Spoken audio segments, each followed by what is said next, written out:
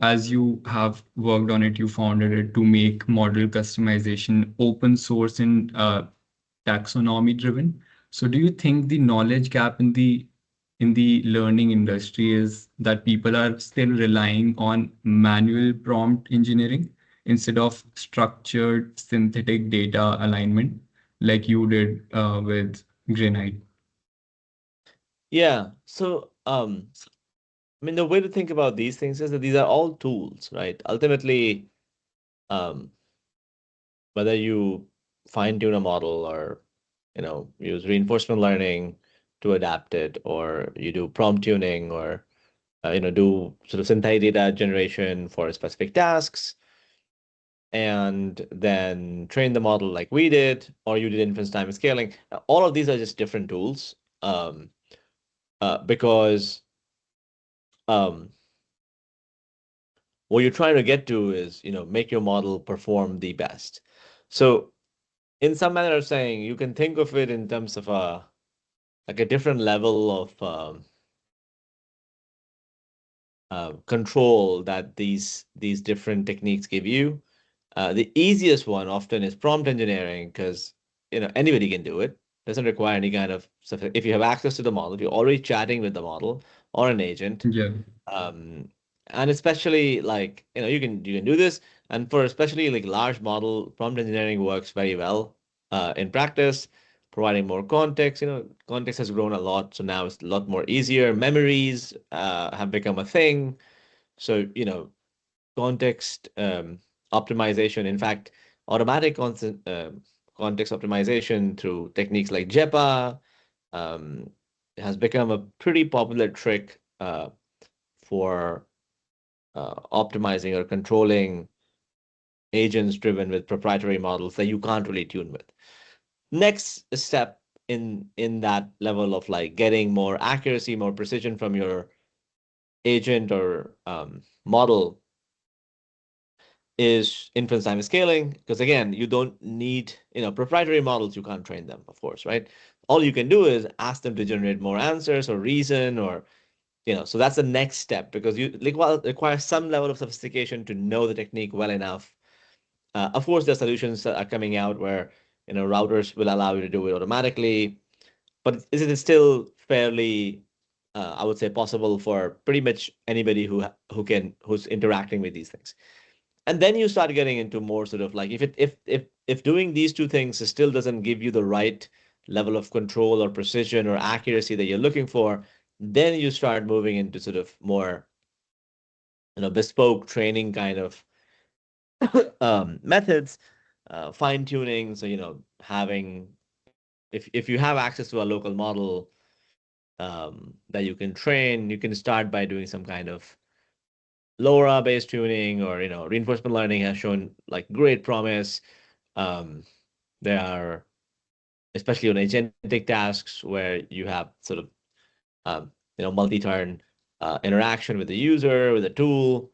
Reinforcement learning has shown some like fantastic um, performance improvement.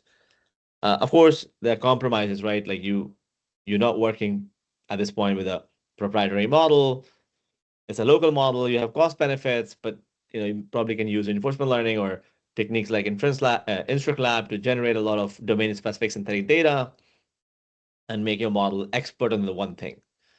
So I look at it as a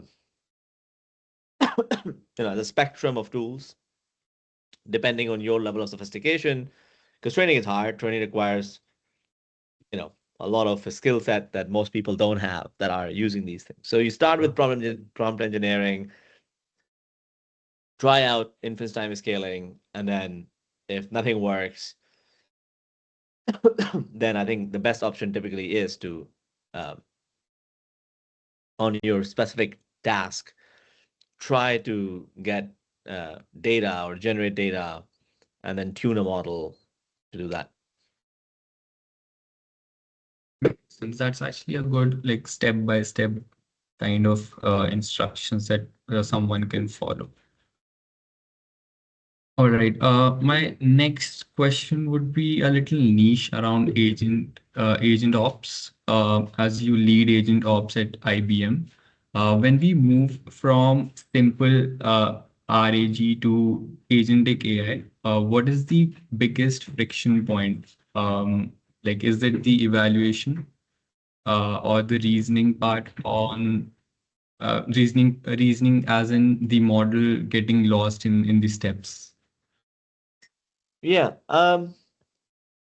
So, you know, I'll say um, the early agentic, or I like to call them LLM applications like RAG and chatbots. Um, they were helpful, but they struggled a lot with, in some manner of saying that,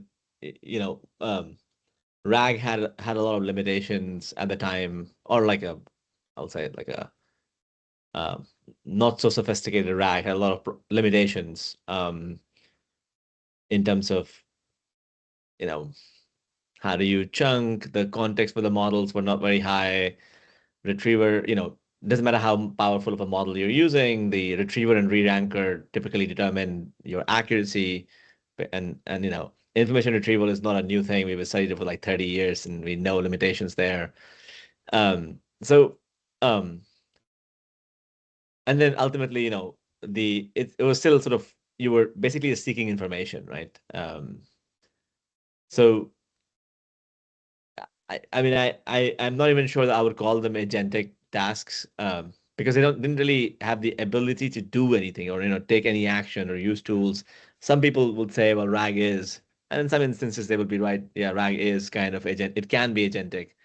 Um, I think what has happened recently is, as we have moved into agentic apps, um, the ability of um, or let's say the set of tasks that your agents can do today has grown drastically. In my personal life as well, I use a lot of it. Um, you know, Coding agents, I think everybody's very familiar with. Claude Code is probably better than majority of the programmers I know. Um, it's very fast, very accurate. And even if you just take the task of like coding, which is a lot of what software companies typically do, a lot of tools involved, right? There's a lot of um, thinking involved, reasoning involved, best practices involved, research involved. And honestly, like my experience with Cloud Code so far has been like just exceptional. It's um,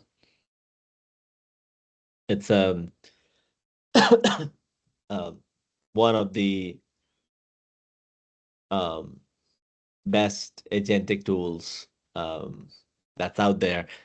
It has its own limitations. I'm not saying it's flawless, but for for a decent programmer, this just makes them 10 times better and faster um, at a very minimal cost. Um, Other domains as well, um, you practically see them everywhere, right? From generating slides to doing deep research agents, for example, like amazing. And it honestly, like the best comparison to make to RAG would be a deep research agent. Where Mhm. RAG basically, you had an IR system that gave you, hey, here's this is the piece where the answer is, and language model was just like looking for something in that little chunk.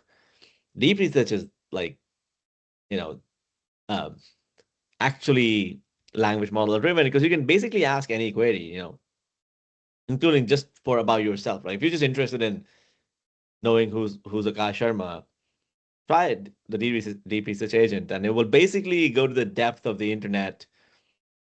And it's typically, it's implemented in many different ways, but one particular way that I really like is an orchestrator agent, which is typically a bigger model. It looks at your query, asks you some clarification questions, and then for each of the different aspects of that query, it spins out a smaller model or a smaller agent, and then let that agent go to the internet or other sources or whatever local, external, and finds everything possible that is out there. And all these models have decent context size, so you're not really like looking at chunking and all that RAG era problems. and it puts an amazing report together. If you compare that to like a rack system, I mean it's like night and day different, right? A lot of benchmarks there as well that look into accuracy, speed, hallucination. We've come a long way. I think information retrieval through especially deep research agents are just like a next level than where RAG was. And again, I mean RAG, I mean like the typical RAG. I'm not talking about very advanced RAG. RAG Yeah. still has some place. One of the trends that we see is that one problem with RAG, and if you're thinking about deploying it in enterprises, is most enterprises already have their unstructured data in some secure cloud, right? Like be it, I don't know, I mean, as personally as well, right? You probably have a personal Google Drive or OneDrive, Yeah. right? And most rack systems require you to move that data out into a vector database, which is like, which is okay, but I mean, and a lot of trade-offs, right? Like, why can't Yeah. the agent just go in the drive and then search there? And that's kind of what a deep research architecture does. It doesn't allow you to, it doesn't ask you to move data out. It just goes to where, because it can use the tool, it can use APIs and figure out how to go there and search for the right file. And so it's a significant step up. I don't really think that RAG still will have some use cases, but I'm not entirely sure um it's in the same league. Got it. And you mentioned that you do use it personally as well. I mean, the agents. Uh, uh, how can you give me like two or three use cases or tasks that you use it for, which helps you a lot to increase your productivity, 10x it? Yeah, I think coding. So Cloud Code, I think, is, you know, um, pretty much the entire industry will tell you the same answer. It's probably the single most um, for like a person in my uh, background that I use. I think I use Cloud Code daily. Um, it's definitely 10x more productivity because time becomes more and more limited as you start doing more and more things. And this has been just tremendously helpful on coding. I don't think trying to think how much, like, at least for last few months, I don't think I've written down any actual code. I only code in, well, I mean, I don't think it's coding, but like it's basically natural language and then in form of GitHub issues or Mm-hmm. reviewing PRs, but I don't think I've actually done any um most of the code that I write for personal projects as well is written through blog now, and I've learned a lot, like best practices, because this thing just knows everything where things can improve even in older projects. And then of course, everybody kind of has a few. There's a very interesting feature in the Claude desktop app, Cowork. It's a new thing. It's just like incredibly powerful. Like it's almost like a Claude Code, but for everything else. From yeah, and the other tool I love a lot is like Notebook LM from Google. Yeah. Um, Definitely helps me keep up with the research because I love their audio feature. Just I can read a lot Yeah. more paper, and then even when for papers that I want to get into details, um, Mm-hmm. it's just really good to have a companion app. Um, yeah, those will be my like top preference. Um, ChatGPT, of course, like it's great to bounce back ideas about. I think like it's very, very good at understanding my intent. There's a lot more Mm-hmm. data on human uh, uh, interaction, so definitely you can see that there. But yeah, I think those will be like things that I use on a daily. Um, yeah. Got it.